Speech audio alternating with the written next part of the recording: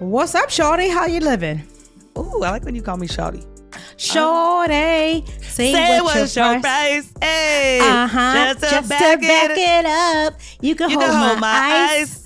Now they say you owe me something. Can you get on beat with me? You always sing it after me.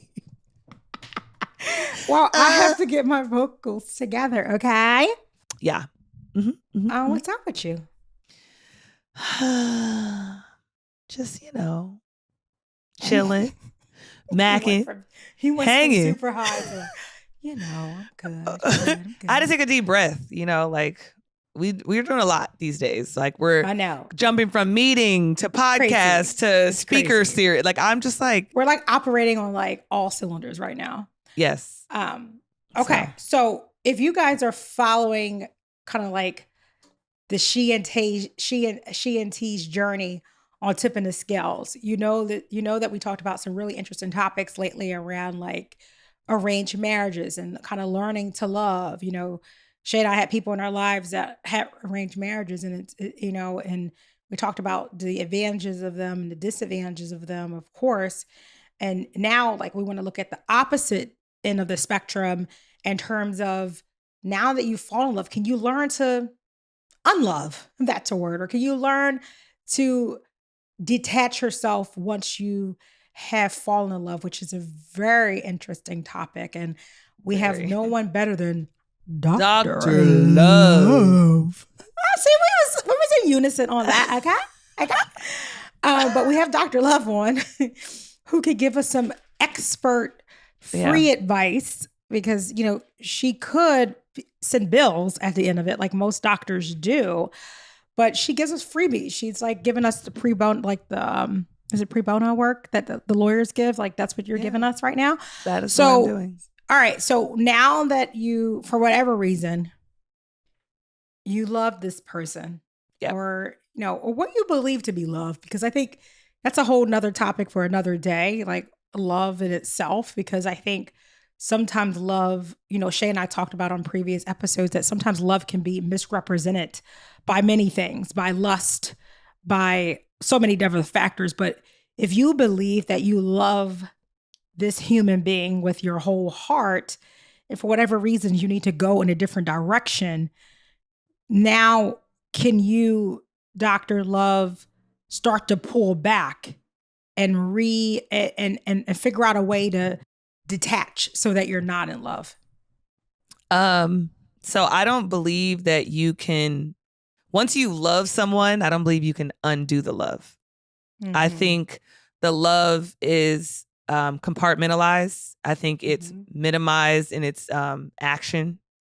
Mm-hmm. I think that it morphs into something else, whether that be hate, because you only can hate people that you either have loved or had some kind of envy. Or some type of feeling. Or some type of feeling. Right. So, and even love, I consider some kind of adoration a form of love too, right? Sure. So I don't believe love goes away. I just believe that it turns into something else, and it's also stowed away, right? Yeah. And I also think about it as like, if this person passed away, even though I don't talk to them anymore, would I be sad? Would I be hurt?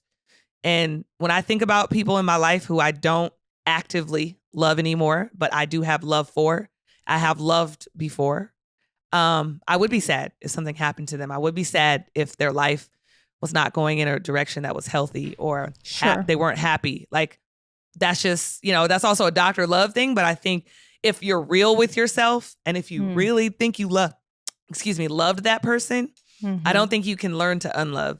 I think you can compartmentalize and put it somewhere else where it's not visible, where it's not activated. It's not active anymore. That's my 2 cents. Yeah.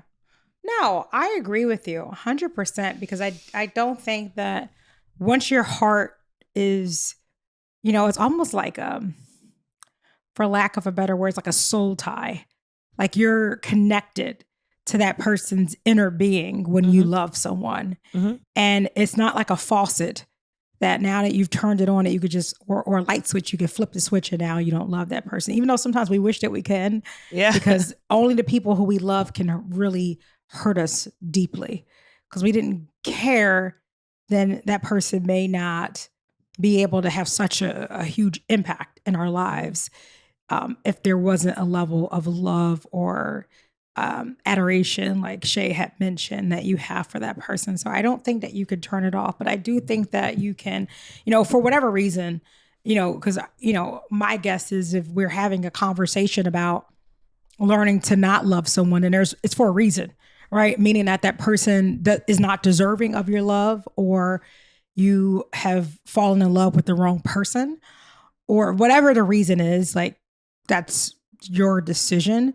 But if you are at that point and you're kind of at the crossroads now, then most likely that you're not loving the right person. And I think many of us, like the good thing about we're having these conversations, it's conversations, right? Like we're behind a mic, but it's a conversation. It is. Like when we're having these conversations, it's helpful because Shay and I talk about how we want to use this podcast as a way for us to connect and kind of help, and we heal with, we kind of help heal each other.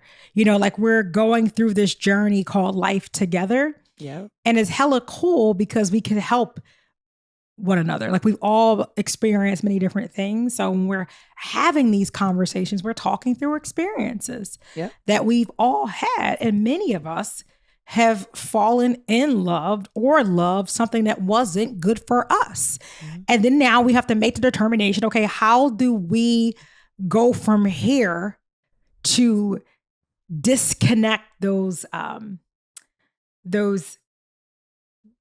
do you call those tentacles that have been like connected to someone's heart. And that's the real hard part. And that's where you have to do the real work for sure. Yeah. I mean, just like you can't unsee something, right? Yeah. Like once you see something, it affects you. The body keeps score. The body remembers it. The body knows it. Yeah. So that's why I say you can't unlove if you truly love somebody. It's because your body will remember it. If you see somebody you used to love after 10 years and you see them, you can't act like little tingly. But have you ever tried to act like you just didn't see it, or like you don't care, or like you're not being natural? Your body does something and gives off a signal to either the partner you're with, or people know when you've known somebody intimately, or the body knows. And so I think I'm just coming from like a psychological standpoint. Yeah.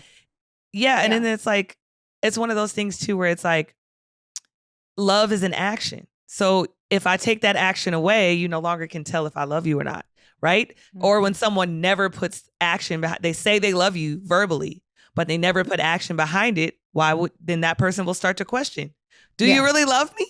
Sure. You say you love me, but do you really love me? So love is an action. So can you unlove? No, but you can take the action in love away. Yeah. Which now puts that person on an island, not in your, forefront. And that's where it goes. In my opinion, it goes to the Tania abyss, to the Shay abyss. To never be unlocked again if we choose not to. Yep. I'm in line.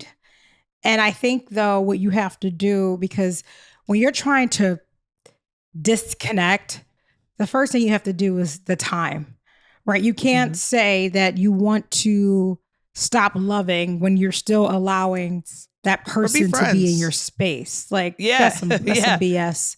Yeah, it is. And we've all done that before where we've had people like, I'm just going to break it off and it's going to be my term. So I'm not going to love that person, but I'll just use that person for what they do good for me. So rather if there's some type of financial benefit, I'll just do that. If it's good sex, I'll just get the good sex. If it's whatever, I'm just going to use that person like that person. It's all connected. It's just not going to work.